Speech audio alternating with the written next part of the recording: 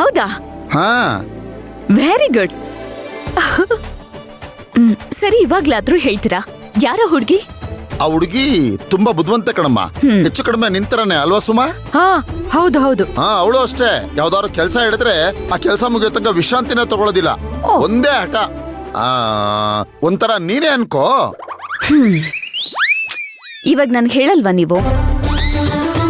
ಹೇ, ಜಾಸ್ತಿ ಆಯ್ತು ನಿಮ್ಮಿಬ್ರದ್ದು. ಏನ್ ಅನ್ಕೊಂಡಿದ್ದೀರ ನೀವಿಬ್ರು?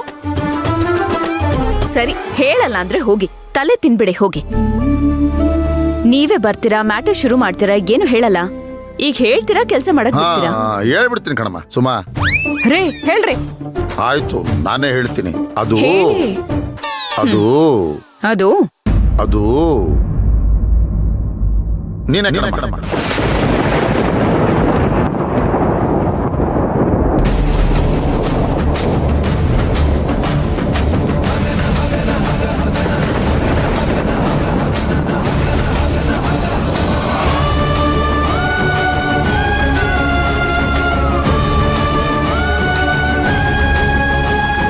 ಅಮ್ಮ, ನಿನಗೋಸ್ಕರನೇ ಕಣಮ್ಮ ಅಷ್ಟು ಒಳ್ಳೆ ಹುಡುಗನ ಹುಡುಕ್ಸಿ ನಿನಗಿಷ್ಟ ಆದ್ಮೇಲೆ ನಾವಿಬ್ಬರು ನೋಡಕ್ ಹೋದ್ವು ಅಮ್ಮ.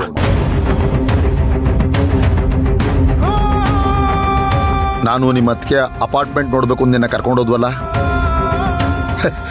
ಅವತ್ತು ಆ ಹುಡುಗ ನೀನು ನೋಡಿದನ್ ಕಣಮ್ಮ. ನಾನು ಬೇರೆ ಥರದಲ್ಲಿ ನಿನಗೆ ಕೇಳಿದೆ ಆ ಹುಡುಗನ ಬಗ್ಗೆ ನಿನಗೇನನ್ಸುತ್ತೆ ಅಂತ.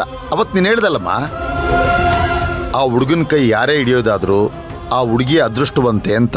ಅದಕ್ಕೆ ಆಗ್ಲೇ ನನಗೂ ನಿಮ್ಮ ಅತ್ತಿಗೆಗೂ ಆ ಹುಡುಗ ಇಷ್ಟ ಆಗೋದ. ಅಣ್ಣ,